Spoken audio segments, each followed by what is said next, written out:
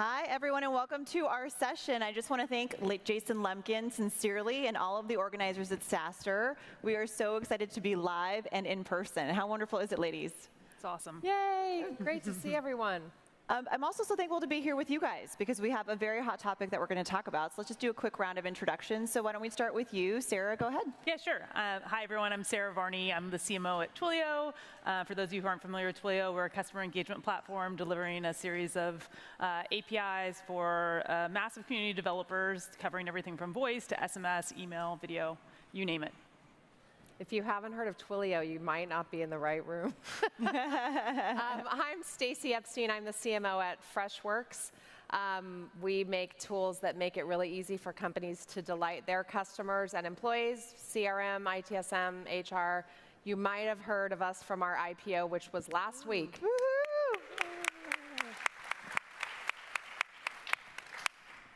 My name is Carrie Lou Dietrich. I'm a former CMO, most notably the head of marketing that took Atlassian public. These days, I'm an advisor to companies including 1Password, Segment, Miro, and other hypergrowth companies.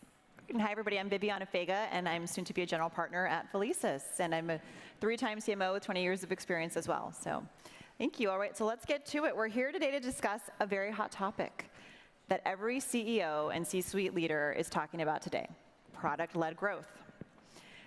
The beauty of it, and some of the common pitfalls that we would like to help you avoid when you're working with sales. So what is PLG? It's funny, I went online this weekend to look up the technical definition, so I'll read it to you so we're all on the same page. It's a growth and customer acquisition model that relies on the product and its viral hooks to drive customer acquisition, retention, and expansion. And what we were just chatting about earlier today was that it's actually been around for about 10 years or so. And so we're really excited to go through what we've learned in the last 10 years as it's been deployed across all the companies that we've been fortunate enough to work for. So ladies, tell us a little bit about PLG at each of your companies. Who wants to start? We decided I was going to start because Atlassian's one of the most pure models. And product-led growth is really just using a product that sells itself and giving people access to use it right away without ever talking to the salesperson.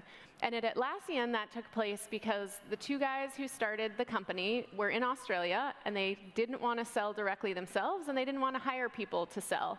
And they were selling to developers who were super excited to never have to talk to a salesperson.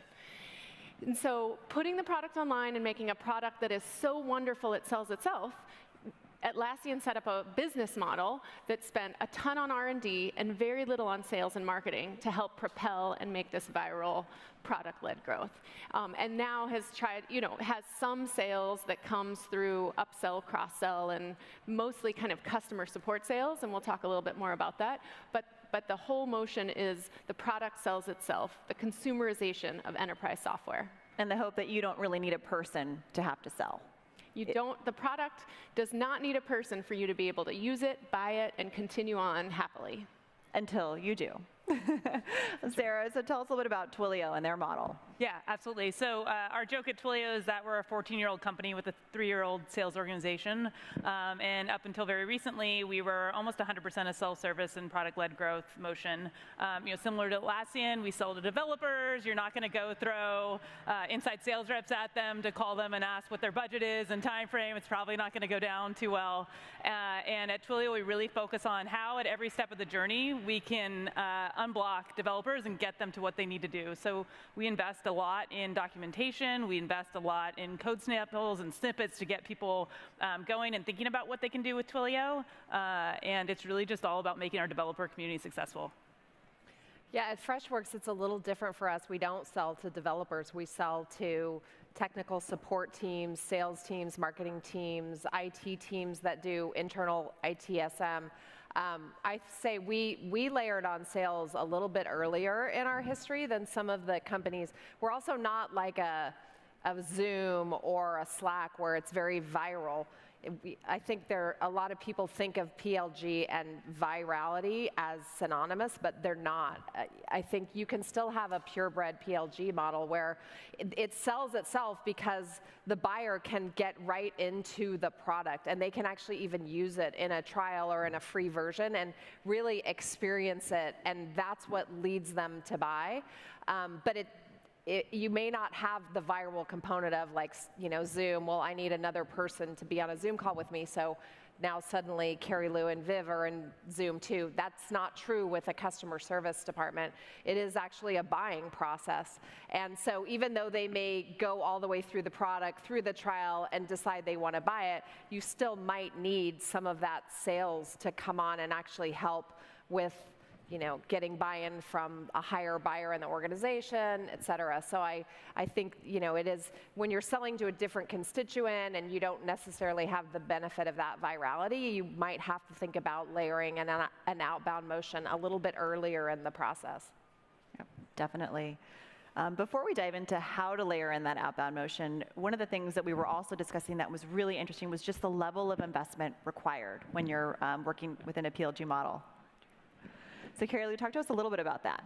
Well, I was going to add on to what Stacy was saying, because I think she's underselling Freshworks, which has a viral word-of-mouth business, right? The core aspect of product-led growth, and the reason it's so attractive, is because it can be way less expensive than salespeople.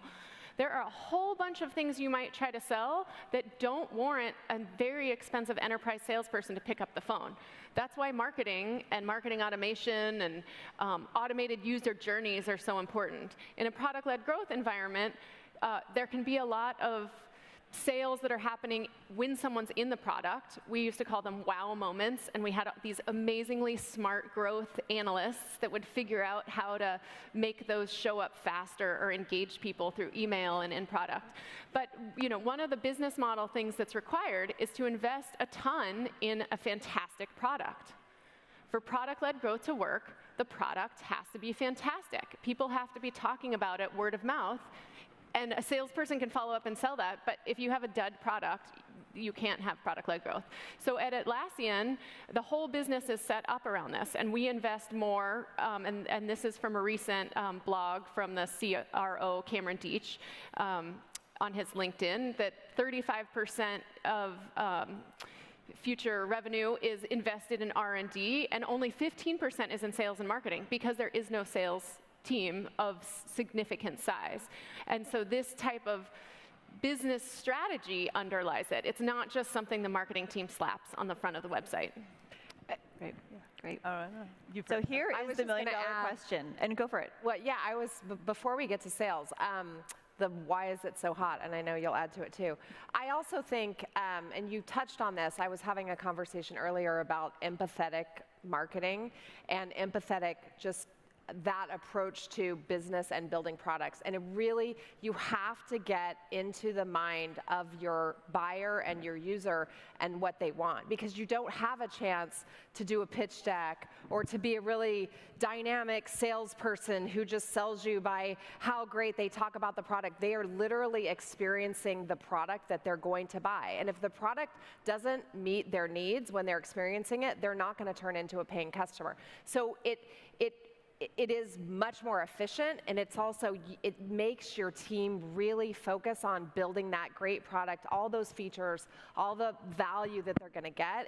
You have to be an empathetic product company in order to be successful with PLG, and I think it's been a good trend for us in SaaS to get more of that focus on that great feature. Yeah, and I'd just add on exactly to that. I think when you're thinking about the investment you need to make in PLG, you want to think about, all right, where does the ownership live? And it can't just be one person who has to wake up and think about acquisition. I think it's super critical for PLG motions to work, to have a shared metric across both your product and your growth team, if that growth team sits in marketing or wherever it sits. But it can't be just the marketer keeping up at night, sweating about hitting that metric. It also has to come from the product, because they're going to be they're going to have the leverage to make the tweaks within that onboarding experience or flow or whatever it is to help move those numbers the right direction. Yeah, and every team, right? The customer support team needs to think that way. Yep. And the engineering team has to prioritize features that might be in the first 5 seconds of starting it, and the email team needs to be thinking about how you get people back into the product if they've fallen off for the last day or two. So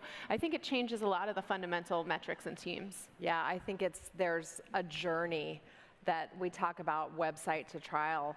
Like if you're doing pure PLG, they may be coming in through your product, they may be coming in through the website, but your whole goal is, okay, if I'm PLG and they've come to my website, how quickly do I get them to the trial? And what does that journey look like? Okay, now they're in the trial, what features am I exposing at what point? I don't want to overwhelm them, but I want to show them value. Am I giving them cues along the way? Like how am I literally leading them through the process to become that paying customer, which is really pretty different than the old world of, okay, we're going to do a requirements gathering session, and then we're going to come and pitch to you, and then we're going to do a custom demo, and 4 months later, you're going to tell me if you want to buy. This is like, you got to get your journey from traffic to trial to conversion down. It's so important with PLG.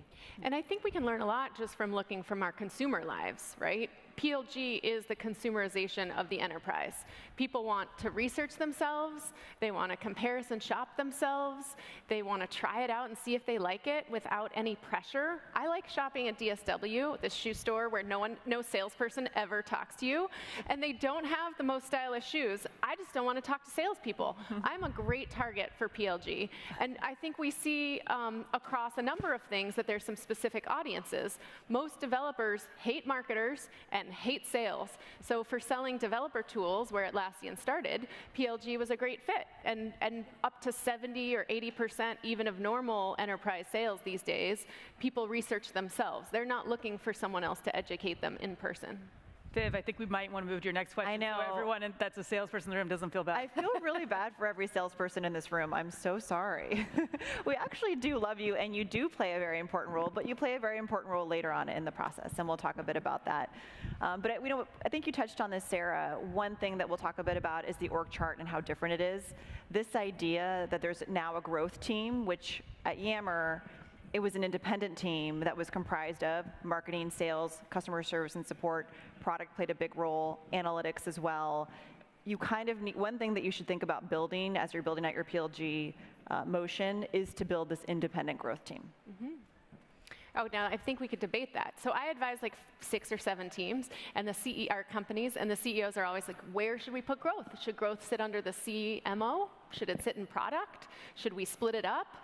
And it's a really tough question because really it's both, right? Yeah. The website team needs to think with the testing mindset that's the same as what's happening in product, and there's so many different intersection points that I do think we'll see org charts evolve. It depends on the company. Everybody does it differently. I liked it, how it worked independently, but I've certainly seen it roll into product, and I've seen it roll into marketing. It just depends. Yeah, I mean, for us right now, it does roll up to our marketing ops function, but I was talking to another CMO the other day, and they were talking about different models they've seen. And one that I thought was really interesting was at Eventbrite, actually, where they've got like a growth kind of SWAT team that goes in and attacks certain parts of the funnel depending on what's happening in the company right now. Yep. They kind of embed themselves in that team, if it's onboarding or if it's customer lifecycle and nurturers or whatever it happens to be the issue. And I thought that that was a really interesting approach because you're really, you're not just saying, oh, I'm just coming out from a marketing angle or I'm just coming out from a product angle. It's really what the company needs most overall based on what you're seeing. I love that. That's what we did at Yammer. It was independent. It would attack specific issues and we'd go on from there. So let's talk about sales.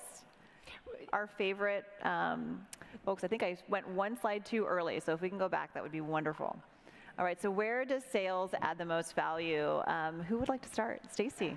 Yeah, I mean, we definitely have outbound sales. I think certainly as you're moving up in the enterprise, the bigger customers, the bigger companies are going to expect to have that relationship and that higher touch. It's part of how they're used to doing business, and especially if they're spending hundreds of thousands of dollars or millions of dollars, they want to really meet the people and have that relationship. So that's certainly, as you get higher up in the enterprise, certainly companies are successful there with purebred PLG models. Twilio is a great example. But that's, I think, one area where sales might be necessary. I also think there's inbound and there's outbound. You talk about the growth team. Are you just trying to capture all the interests that exist for your market by capturing inbound, or are you also trying to create new pipeline and new opportunities? And we do a mix of both inbound and outbound because we want more people to know that we exist, that we're an answer. We're in very crowded markets, CRM, ITSM, HR, and we want people to know that there's an alternative way of doing business. So we're doing outbound campaigns and programs, and that's, sales is working both of those leads in that pipeline, and they're going to events like this. So I think, again, we don't sell to developers who mostly just want to buy online without talking to somebody. We sell to department heads and CIOs, and sometimes just sales is the best way to meet those needs. We were debating backstage about which way is easier, to have a product-led growth company that adds on sales or a sales-led company that tries to get into product-led growth. And we voted that it was easier to start with product-led growth and layer on sales than to go the other way. And one of the reasons is, let's take 1Password for instance. 1Password is a very successful consumer password security management company that is now in business for both passwords and securities management. And so the model is actually very well established for product-led growth because it's been a consumer company that's been successful for many years. Leads come in, they can buy themselves, they can install, things work well. And now there's a sales org to help with larger, more complex deals, and primarily to help people who are already using a lot of the products go wall to wall. And I think really sales is absolutely helpful in upselling, cross-selling, accelerating deals. It just has to be at a company and a scale of revenue that makes it worth paying those salespeople. And that really has to be the trade-off. And so the inverse, another company I advise, is trying to add PLG on to a very large enterprise sale to get some cheap, fast leads. But it's totally disrupted their revenue. They slapped it on the front page, and they took off all the get a demo leads from their sales reps. They messed up their SEO. The whole mechanism isn't necessarily working because it's not just something you can slap on. It requires so much different product development, experience, engagement, and you can't just steal leads from sales reps and expect people to self-serve in the same format. Yeah, I mean, I would just say that at Twilio, we really think about applying our salespeople, again, where we can help get people unstuck. And yeah, sure, 9 times out of 10, the developer doesn't want to be called, but there are signals you can see where they are stuck and they do want help. And I think it's just a matter of making sure that you're applying the right resources. One, from a cost perspective, you want your salespeople on your highest value deals, but second, from an experience. If someone is stuck and legitimately raising their hand, you should be helping them. And tell us more about the relationships, that you guys had some massive clients before you had salespeople, and you found that you really needed the. Yeah, I mean, I think when you don't have a relationship and it's all self-service, you're not going to have an ear to the ground on what's actually happening in that account, what challenges are happening. Maybe they're having an issue with pricing, whatever it is. And without having that relationship in place, it's those customers can disappear as quickly as they came to your website and converted. Yeah. And so I think you've got to just I think that as you're moving up into bigger and bigger deals and bigger accounts, and again, echoing what both of you guys said in terms of how are they using their products, understanding that at the account and being able to promote the next product or the next best thing or the best way to implement what they're doing is only going to lead to a healthier account long term. I think it's also, you got to stay true to who you are. If you look at the Slack versus Teams sort of fight that went on, and obviously Slack was pretty pure PLG. They would publicly say they didn't have salespeople. They eventually did. But you would have never thought that Teams stood a chance with such a great product and so much viral usage of Slack. But Microsoft had the relationships with the CIOs, and companies were wall to wall Microsoft, that their product didn't even have to be as good as Slack. They could still go win so many customers. And they didn't say, oh, wow, there's this new PLG thing. Let's go try to have Teams be PLG. They stayed true to an enterprise outbound. We've got salespeople, we have relationships. And I mean, they certainly gave Slack a run for their money. Then you look at Zoom versus like WebEx and some of the earlier, they just came in with pure PLG and said, we're just going to build it so it's so easy and so great, obviously benefited by COVID. But I think that we talked about it, that like I am going to build it so exactly what my customer wants that it's just going to take off. And maybe they benefited from later technology that WebEx and some of the earlier ones hadn't caught up to, but they just purebred PLG, they just hit it out of the park. Yeah, I think you touched on something that's really interesting. When you think of Zoom, the product is better, Yeah. right? And I think when you talk about Teams and Slack, those deep entrenched relationships really mattered, right?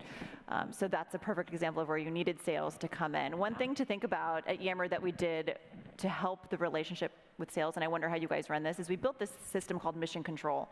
And what Mission Control did, it was really kind of an early warning system, like, hey, there's this very specific lead that is very hot, that could be very big, and we want sales to call them right now. And they fell into a very specific bucket. Did you guys have a system like that as well? So the sales knew, hey, I need to jump in on this one, but I shouldn't touch these other ones that maybe you should go directly to self-serve. I mean, I think there's a lot to segmenting your audience in any marketing and sales strategy. And so lead scoring is very popular, and account-based marketing and enterprise targeting, I think, makes a lot of sense. One of the things I was going to add on that's kind of interrelated to those two questions is I think that the product-led growth methodology that I grew up in at Atlassian requires a testing mindset that's very different than the sales methodology mindset. That in a sales model, and I started my career as an enterprise salesperson in accounts where I had to sell internet infrastructure for more than $1 million per client or something. So I was doing like large account management. There has to be a methodology and consistency in a sales territory, and you have structure and predictability. Whereas in the product-led growth, you might add things in and out of the product all the time and change journeys and switch things around. And I think that those different mindsets can be tricky. And so I don't think you can just like throw things out of the product-led growth into the sales org and expect them to go as well as thinking kind of like at a quarter or a half year. Whatever their sales quota is in, you can't change things faster than that, right? Yep. Yeah.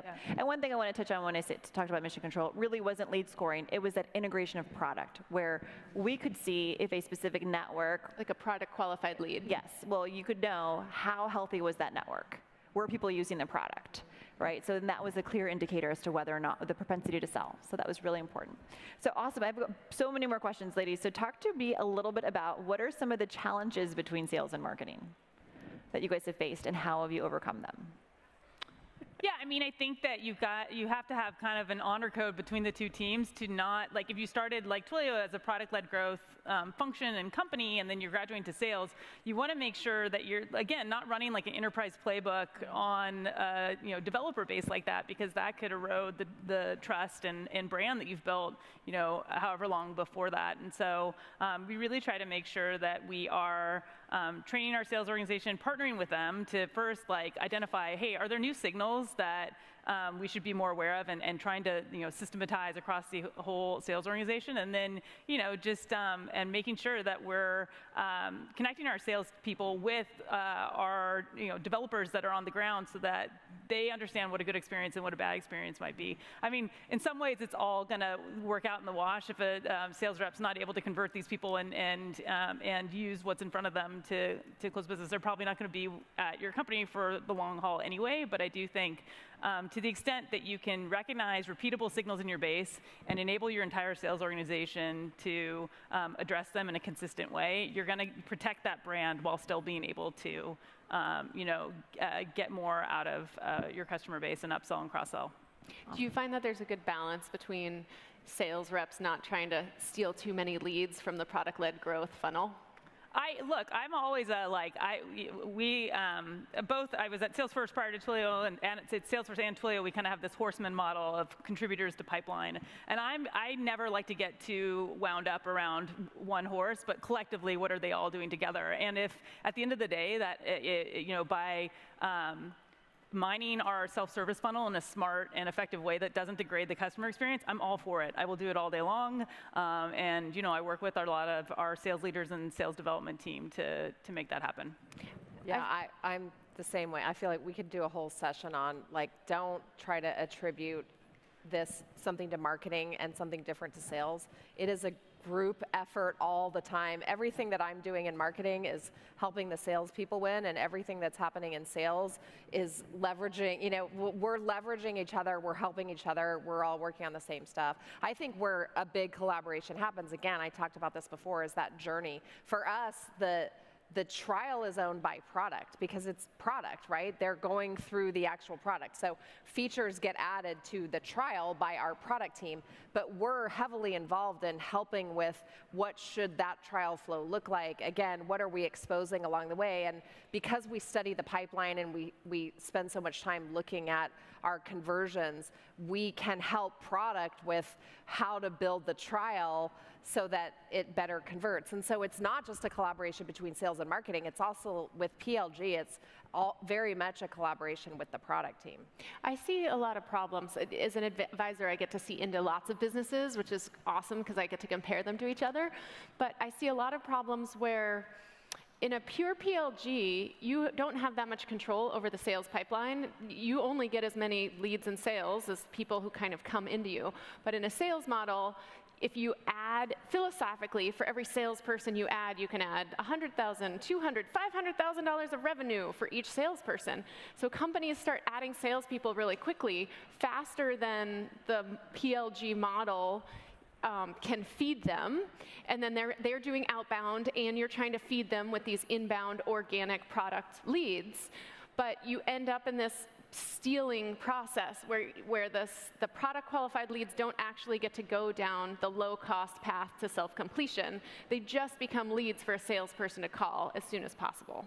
And that could be okay. It could be a great, super highly qualified lead, right? I mean, if it's a Fortune 500 high ranking person that's doing the product qualified, then salesperson should call them. But I see a lot of problems of this, especially in the power dynamic between marketing and sales. If sales is kind of the savior of the company because you're going to hire more salespeople and make more money, and it's just sucking all the leads, you can't have a product-led success at the same time. Yeah, and I think that's why you always have to be monitoring what is that threshold that kicks it over to sales, or when it's going to hit their dashboard, and is that at the right level? Should it be lower? Should it be higher?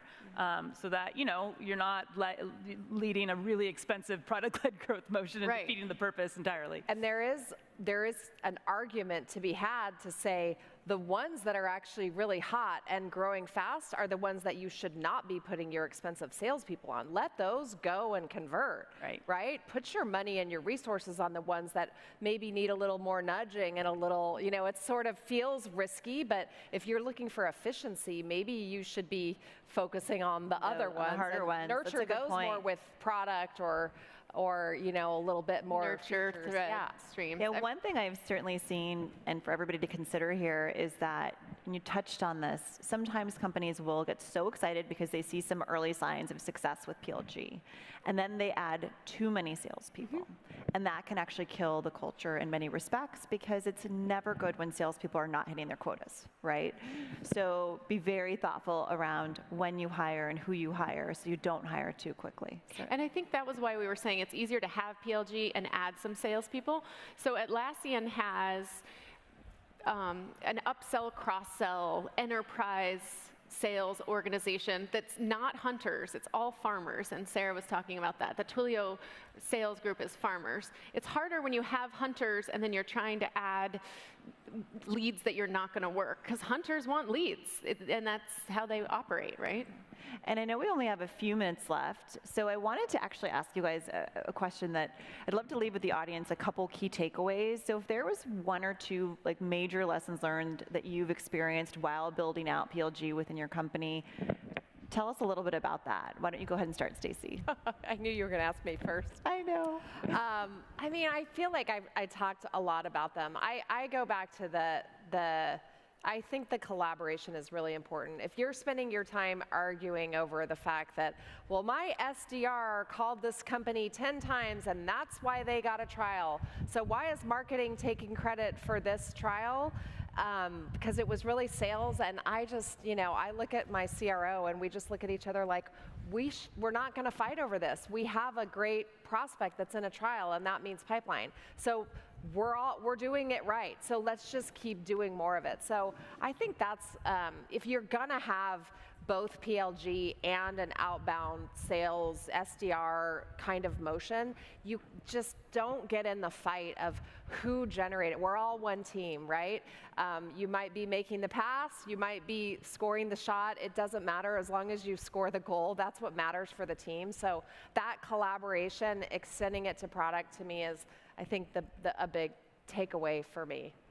You got a great product-led growth CRO too. She has the last at He used to be at Atlassian. Yeah, he's great. Sarah, what do you think? And we have a slide about this. We do. We get do there have last. some key takeaways, but I wanted to just kind of hear quickly if there was one. Yeah, I mean, I think when you're thinking about marrying product-led growth with a sales organization, there's a bunch of surrounding programs that we haven't even touched on that have nothing to do with digital too, right? And like, how can you think about joining both a bottoms-up motion and a tops-down selling process? And so, things we've thought about at Twilio, like we have what we call enterprise hackathons now, and so we will bring developers along with the line of business owners at an account together. We'll have them hack on real problems that they're having in their company, and at the end of the day, they'll do like an American Idol style demo competition on what they Very built. cool. And I love that. It's awesome because these developers in a company get trained up on Twilio in a day. The business owners also get to see proof of concept very quickly, and our sales organization loves it as well because it obviously shortens the fuse between that bottoms up and tops down motion. So there's a whole world of surrounding programs that I think you need to think about when you're taking this path to add on that sales organization, just to bring those two groups together. Awesome. Carrie Lou, anything you want to add? My dad likes to invest personally, and I have spent the last, 15 or 20 years being like, Dad, tell me how it works. If I do it just right, how will I pick the company that makes a good investment? And he's like, well, sometimes it's high growth and low, this, and sometimes it's high this and high that. And what's so frustrating is that there's no right answer. And I think there is no right answer. If you go home and you're like, we have to do PLG, it's so hot, and you're selling to large enterprise customers who are like, I don't know, this would be misqualification, but in HR and don't want self-service or some non-self-service, it won't work for your company. Like, you have to look really closely at who are you selling to, how do they want to buy, and how are you going to set up the right profit loss business to serve them most effectively. And sales and product-led growth are two tools in your tool belt that you might use. But I don't think you can just over-rotate on the most recent hot thing, or you will fail. The company has to be set up to be successful in that mechanism in a really serious long-term way. It's pretty hard if you're selling to the Fortune 50 to, like, PLG probably isn't your thing. You need to build relationships. You need to think about things a little bit differently. So here's just a couple of the key takeaways that I think we've talked ad nauseum about on this session. This has been so much fun. But the first one was product must have product market fit. And must be fantastic. People must love to use it and tell all their friends. Absolutely, and they have to invest in product. Absolutely. The network effects are a critical driver. Talk to me a little bit about the technical teams. The small team buyers tend to like PLG. We talked a little bit about that. Yeah, and I think with like the examples we've used, Twilio, Slack, Zoom, Atlassian, these are all companies that sell to buyers who are really comfortable buying that way. Small teams, technical teams. They don't want to get on the phone. You can roll them up later, right? Yep, that sounds good. So building systems to rapidly identify these hot leads, however you define them. Beware of the cannibalization. So sales and PLG will fight over leads, but let's stop the battles and realize that although people get comped, it's funny, we had talked about this once. Whenever I would present to the board, I would always present with our CRO because I wanted this to be really one team. So try not to allow that divide between sales and marketing. So sales adds value in complex enterprise deals, and build a self-serve model for non-enterprise deals. It's something to really think about. And it's hard to build both at the same time. So try to pick one, do that really well, and then move on to the other. All right, and that's it. And I think we're right at the half hour. I have one other thing, because we still have 6 minutes, don't we? We do. We still have 6 minutes. We got 6 extra minutes. So I have a trick, because last week I was speaking at a CMO event on product-led growth, and this one woman who worked at a very illustrious product-led growth company said, we just faked it. And I said, you faked it. How did that work? And she said, well, we didn't really have them in the product because it wasn't a cloud product at that time. So we had this really intricate demo where they went into a web form and could click around and do all the key things we were telling them. Things would pop up and tell them to go places. And they felt like they were getting the experience of the product. And then we'd kick them over to a salesperson, and we could do a custom demo or whatever they needed. And it was fascinating because I think there is a lot you can take from product-led growth to say, how do I just help self-serve my customers better? How do they want to experience a demo and a deep feeling for what the product can do for them? And you don't have to change your company to be product-led growth to have amazing online demos and Yeah, I maybe think even it's just freemium or I think it's getting prospects to see the value of product as quickly as possible, and that might be through a real product, and or it could be through like an interactive demo or whatever you're talking about. But I think if they can't get to that, that's where you are going to have to get a salesperson to sell that vision, or a sales engineering team, and that's a whole other session, right? That's really growth hacking. Yeah. That's a totally other, let's find different ways to think through our user, live, breathe them, and how do we in effect hack their brains so they buy our product, which is a whole other topic. I think that's the part that energizes me about product-led growth, right? 20-some years ago, I was an enterprise salesperson, but all the new technologies around growth hacking and all the smart people you guys must have on your analytics teams too, pulling it apart. I think that speaks a lot to where things are going and how much better they're getting. Yeah, I think one of the things we haven't really touched on today is that for product-led growth to work, you do need a somewhat similar set of best practices and needs by your customer. So for example, my last company, ServiceMax, you look at Slack, you look at Zoom, Twilio, most companies, most buyers are going to use it in a somewhat similar way. So they can go through one of several journeys and it works. But everybody does field service different. And if they go through a standard journey, you really risk them saying, it's not going to work for me. Because the way I dispatch my technicians is very different, and then they have to do a debrief. And so that's one of the reasons why PLG won't work, is if you can't walk people through a somewhat similar journey in your product. Really, if it needs customization for it to meet the needs of the buyer, you're probably going to need a sales team to come set up a custom demo and show it to them. And it's not product market fit. It's more about customer service is done. I get the problem. I try to solve the problem. I tell my customer I've solved their problem. It's not that different across industries. Great. Well, anything else you guys want to add to our session? This has been a lot of fun. Great. Oh, thanks for having us. It's been a lot. Thank you Good guys. luck. Good luck adding product-led growth. Thank you guys so much.